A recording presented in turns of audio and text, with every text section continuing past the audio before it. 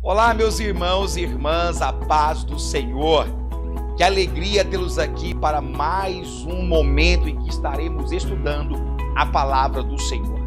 Que Deus possa abrir sua mente, preparar seu coração para receber mais uma porção do ensino bíblico guiado através das lições bíblicas CPAD. Antes de nossa aula começar, nós queremos fazer aquele convite costumeiro. Inscreva-se em nosso canal, clique no sininho, ative a opção todas e não perca nenhuma de nossas aulas. Aqui você vai encontrar cultos ao vivo, louvores abençoados, congressos maravilhosos, mensagens e muito mais para a edificação da sua alma. Pegue esta aula, copie o link dela, compartilhe em suas redes sociais através do Instagram, Facebook, WhatsApp, Telegram, enfim, tudo aquilo que está em suas mãos. Não se esqueça de deixar o seu like, o seu joinha, porque isso ajuda muito o YouTube a recomendar a nossa aula. Continue orando por nós para que esta obra prossiga avante. Vamos então à nossa aula. Bem-vindo e bem-vinda. O programa Escola Bíblica Dominical já está no ar.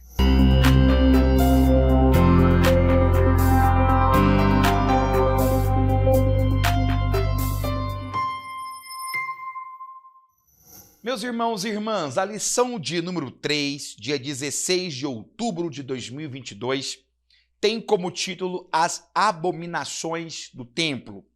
Nosso textuário diz: E disse-me, filho do homem, vês tu o que eles estão fazendo? As grandes abominações que a casa de Israel faz aqui, para que me afaste do meu santuário, mas verás ainda maiores abominações. Ezequiel, capítulo 8, verso de número 6. Verdade prática diz: o lugar mais sagrado da Terra Santa, se tornou o centro das abominações. E isso serve como prenúncio da apostasia generalizada do fim dos tempos. Nós temos a nossa leitura bíblica em classe, que está em Ezequiel, capítulo 8, do verso 5, o verso 5, 6 e 9, e depois os versos 12, 14 e 16. Os irmãos podem fazer a leitura, e é importante, é imprescindível que essa leitura seja feita. Nós temos aí um plano de aula sugerido e vamos, portanto, aos nossos comentários. Nós estamos em Ezequiel, capítulo 8, naquela que é chamada de a segunda grande visão de Ezequiel, em contrapartida com a visão que tem no capítulo 7, que os irmãos já estudaram na aula passada. Nós estamos analisando a estrutura de Ezequiel, vimos que este livro possui uma dupla linguagem, uma linguagem profética e, ao mesmo tempo, uma linguagem apocalíptica.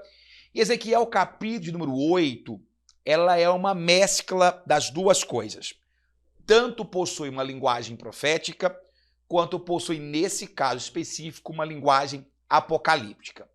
Como linguagem apocalíptica, ela está carregada de simbologia, de significados que precisam ser traduzidos e trazidos para nós através das profecias. O objetivo nosso com a lição de hoje é entender o cenário de degradação espiritual que Israel vivia, que Judá vivia, e entender qual é a lição de Deus para nós, igreja do século 21. Amém?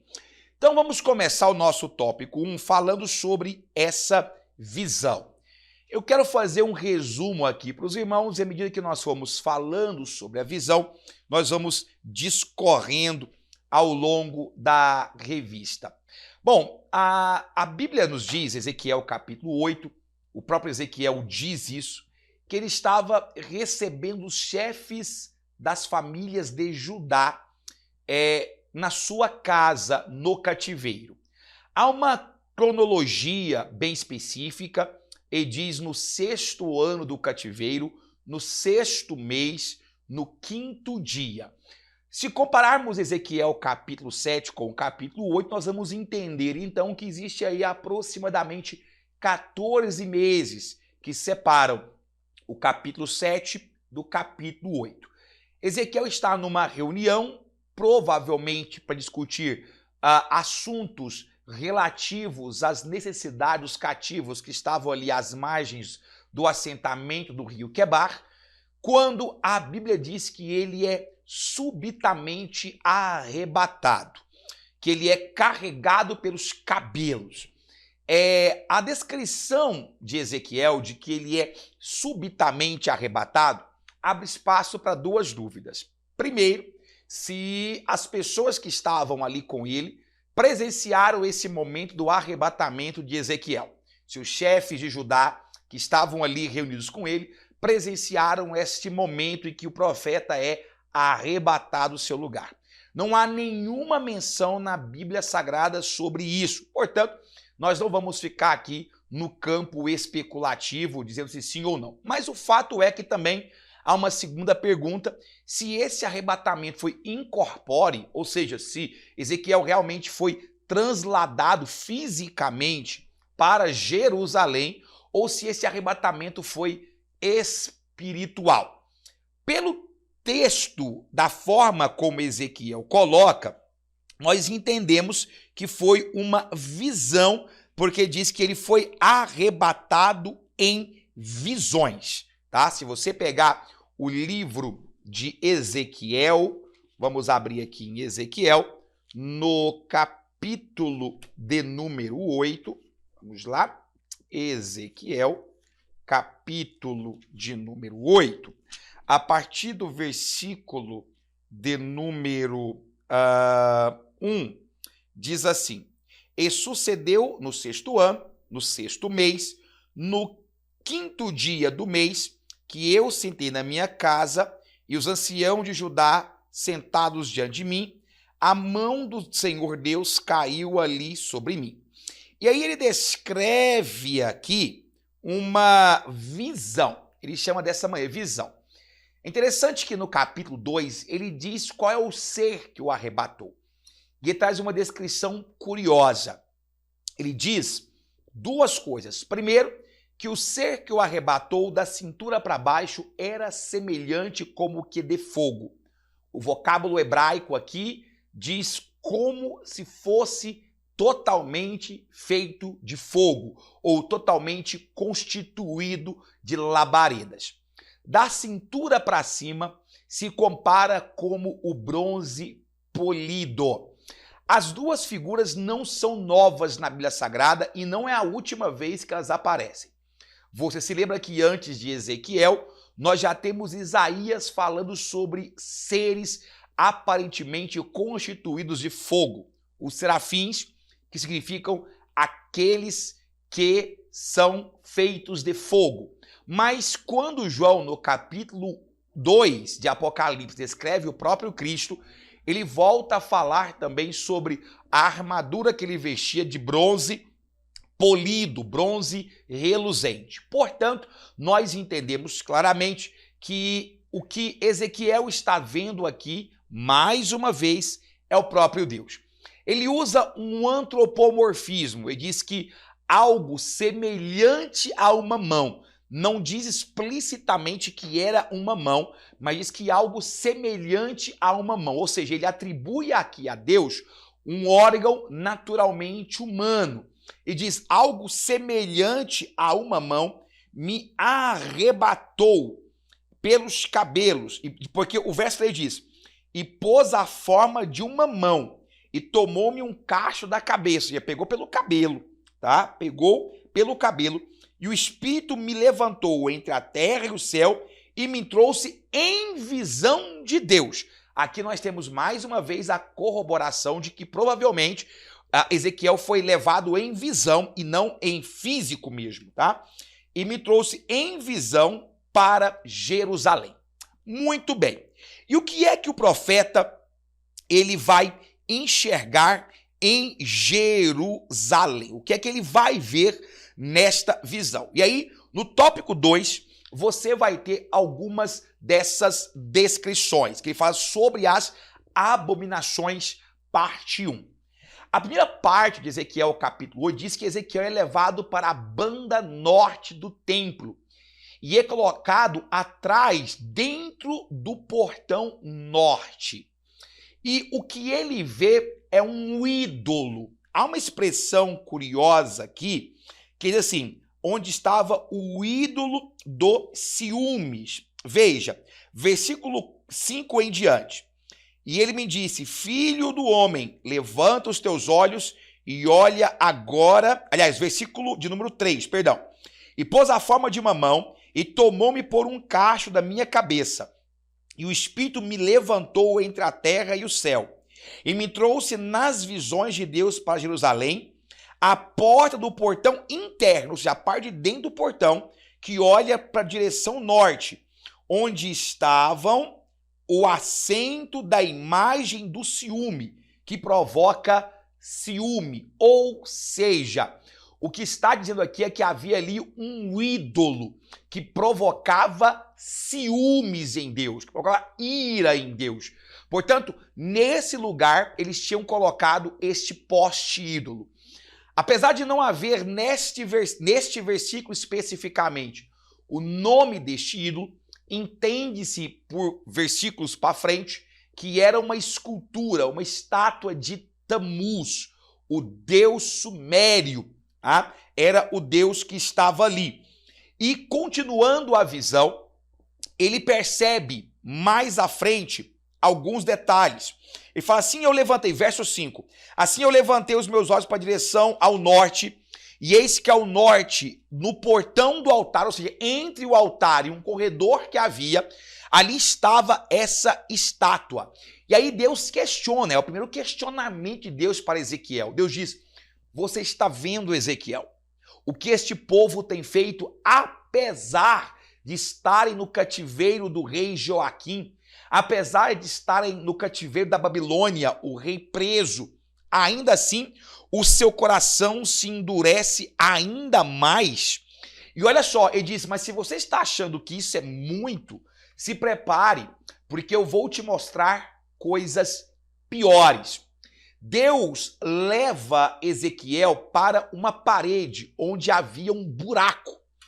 Isso significa que havia algumas pessoas que estavam cultuando ali de forma escondida. Estavam ali cultuando de forma oculta, achando que poderiam esconder de Deus os seus atos pecaminosos. E aí Deus diz, Ezequiel, pegue esta parede e a quebre, a derrube. E assim Ezequiel faz. Ezequiel percebe algumas coisas. A primeira delas, como você pode ver na ilustração que está aqui no começo da revista, aqui ó, vamos trazer a ilustração aqui. A primeira coisa que você percebe é que na parede estava talhado, vai aparecer para você aí, ó. Isso, estava talhado vários ídolos. Estavam repletos de ídolos. Postes, figuras zoomórficas de animais que estavam ali, figuras de lobo, de chacais, de insetos, de ovelhas, de bois. Por quê? Porque uma das características do culto babilônico era justamente a zoolatria. O que é a zoolatria? É a adoração aos animais. Assim como também havia a astrologia, que era o culto aos astros. Os babilônicos, os sumérios, os acádios eram conhecidos por este tipo de culto. Então, os frequentadores do templo tiveram a ousadia de talhar no templo, de trazer para dentro do santuário de Deus este culto zoólatra e danificar as paredes, profanar o átrio de Deus, esboçando essas ilustrações nas paredes do santuário. Ou seja, Israel havia perdido o temor, Israel havia perdido o medo, o respeito, na verdade. Acredito que essa seja a palavra mais correta. Eles haviam perdido o respeito por aquilo que simbolizava o nosso Deus. Ou seja, típica do Egito. Israel mostrava mais uma vez que não havia aprendido as lições que ficaram lá no Egito, no deserto, e estavam carregando para si a mesma coisa. A visão continua. Ao mesmo tempo, ele olha e ele vê de pé, diante daqueles ídolos, 70 anciãos, cultuando com incenso, incensando aqueles ídolos esculpidos na parede. E há uma citação interessante, porque ele cita Safã, tá? Jazanias, ele cita Jazanias, filho de Safã. O que chama a atenção é que Jazanias era filho de um homem que houve uma época de integridade. Safã, segundo os principais teólogos, foi o escrivão de Josias na época da grande reforma espiritual que Josias implantou em Israel, quando a lei foi encontrada. Portanto, Safã era alguém que viveu esta época. Nós não podemos afirmar que Jazanias nasceu durante o período do reinado de Josias, mas com certeza ouviu de seus pais e de seu pai o que havia acontecido em Judá naquela época. Mas ainda assim, Jazanias é citado como aquele que está segurando um incensário e incensando essas idolatrias, essas figuras que estavam ali. Ou seja, você percebe que Israel havia se esquecido de Deus e do temor. E quando se perde o temor de Deus, quando se perde a figura do culto central, fica fácil substituir Deus por outros tipos de culto. E é exatamente isso que você encontra aqui registrado. Não bastasse isso, você vai ver aqui no tópico 3, que fala sobre o ritual de Tamuz. Por que isso acontece? Porque quando a visão continua, a partir do versículo de número 12, você vai dizendo, e ele diz, filho do homem, viste que os anciãos da casa de Israel, há um versículo interessante aqui que chama presbíteros, viste que os presbíteros da casa de Israel fazem no escuro, cada homem nas camas de suas imagens, pois eles dizem, o Senhor não nos vê, o Senhor abandonou a terra. Aqui uma posição muito parecida com os filhos de Israel no deserto, quando Moisés sobe o Monte Sinai para receber as tábuas da lei, eles agiram da mesma forma. Eles disseram, Moisés já morreu e nós precisamos de um Deus para ser adorado. Eles constroem ali o bezerro de ouro, simbolizando o Deus Apis do Egito, e eles prestam culto àquele Deus. Observe que o contexto individual aqui é muito parecido. Homens e mulheres que perderam a crença na soberania de Deus, passaram a achar que ou Deus não existe e que se existe nos abandonou e não dão mais atenção para a face de Deus. O esquecimento de Deus é o primeiro passo para o fracasso de um homem, de uma mulher.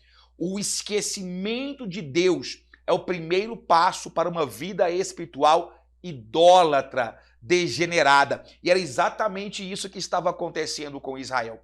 É bom lembrar que esta é a primeira parte da profecia, em que Deus está apontando para Israel e Judá os seus pecados. Porque depois Deus vai falar com as nações e finalmente ele vai tratar individualmente com Jerusalém. Mas aqui você percebe claramente que o povo de Israel e Judá haviam se esquecido completamente de Deus e até tripudiavam, dizendo, ele deve ter nos abandonado.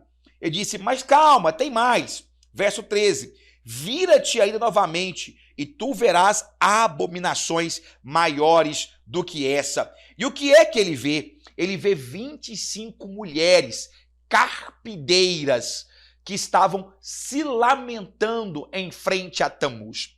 Deixa eu contar uma história para vocês. Existe uma lenda, né, ou lendas que perspassavam o mundo caldeu e sumério, de que Nimrod, né, foi um grande deus, um dos governadores da Torre de Babel, e ele é descrito em Gênesis como um dos descendentes dos filhos de Noé. Nimrod foi um homem muito cruel. A sua mãe era Semíramis. Nimrod cresceu e ele comete um ato atroz. Ele se casa com sua própria mãe, tomando a sua mãe como esposa. E Semíramis, ela estimula nos seus asseclas, seguidores, a ideia de que Nimrod é um deus. E ele se coloca como um deus sol. Quando Nimrod morre, muitas pessoas questionam como é que um deus pode morrer. Nimrod ou Nirod, né? Como é que um deus pode morrer? E aí ela fala, olha, ele não morreu. Ele cumpriu a sua missão aqui na Terra e voltou para o céu. Porque se Nirod tivesse morrido, o sol não estaria ali. Portanto, Nimrod foi associado ao sol. E o culto a Nimrod era o culto ao deus sol. Mas antes de morrer, ela se engravida. E como é que ela vai engravidar? Aliás, após a morte de Nimrod, ela engravida de Tamuz, naquela fase final ali. Ela ainda estava casada, mas assim que Nimrod morre, descobre que está grávida. E aí eles questionam, mas como que ela engravidou se o marido dela morreu? E ela diz que foi um milagre e que quem estava vindo também era um deus. E o filho de Semíramis com Nimrod é Tamuz.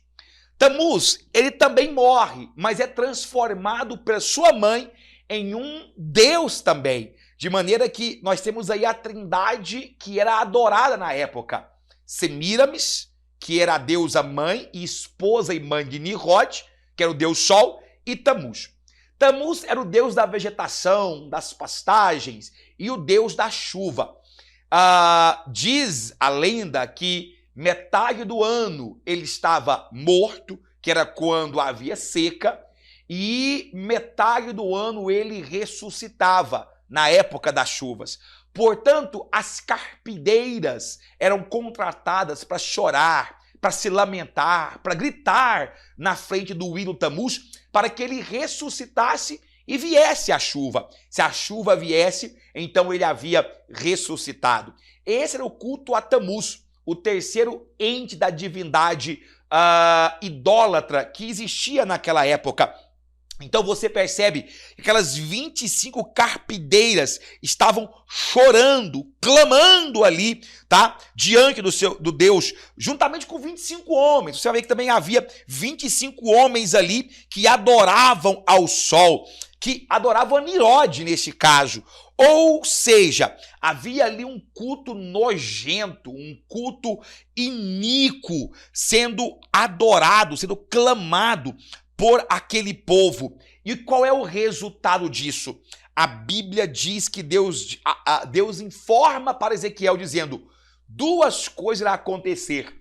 A minha cólera, a minha ira está sobre eles. A minha glória, a minha kavod, não pode ficar onde há idolatria. A minha glória não pode ficar onde há abominação. Portanto, eu estou retirando-me do templo, o símbolo maior da adoração do povo de Israel. Eu estou me retirando porque eu não divido a minha adoração, eu não divido o meu culto, eu não compartilho a minha essência de adorar. Veja, a adoração é algo caro para Deus. Existem muitos atributos que são comunicáveis, que Deus passa para o homem. A eternidade é uma delas, mas o culto, a adoração é exclusiva de Deus. Deus a exige para si. Você pode ver que quando o diabo tenta Jesus, o que é que ele quer em troca? Aquilo que é exclusivo de Deus. Ele quer a adoração. Mas Deus não a dá, porque não reparte a sua glória com ninguém. E ele diz, e outra coisa, eu vou derramar sobre essa nação a minha ira, a minha raiva, o meu castigo, o meu juízo, para que eles se convertam dos seus maus caminhos. É interessante porque quando você vê a visão de Deus, você vê que a nuvem da glória ela ainda insiste, porque ela caminha pelo templo até que ela vai finalmente embora. Deus dá todas as chances do homem se converter, Deus dá todas as chances do homem de se arrepender, mas ele jamais irá aceitar ser compartilhar dividido com outros falsos ídolos. E detalhe, hoje muitas pessoas trocam Deus por ídolos que não são imagem e escultura necessariamente. Suas riquezas, sua família, ou qualquer outra coisa que substitua o lugar de Deus é visto como idolatria, e Deus não está nisso. Até mesmo o egoísmo, a egolatria, o culto a si mesmo é a abominação a Deus. A Bíblia diz que existem muitas coisas, mas Deus repudia, Deus odeia a idolatria. E é tão interessante que o castigo da Babilônia foi tão severo sobre este povo, simbolizando a justiça de Deus, que após esse cativeiro, muitos maus podem ser imputados a Israel, mas a idolatria é definitivamente curada aqui. Você não vai ver mais Israel caindo no pecado de idolatria. Esta lição irá continuar, e esta aula é apenas um preâmbulo do que você encontrará no domingo. Deus abençoe a sua vida. Deus abençoe o seu estudo. São lições profundas e maravilhosas que eu tenho certeza que trarão grandes ensinamentos para a sua edificação. Que Deus em Cristo Jesus te prospere e te abençoe sempre mais. Amém.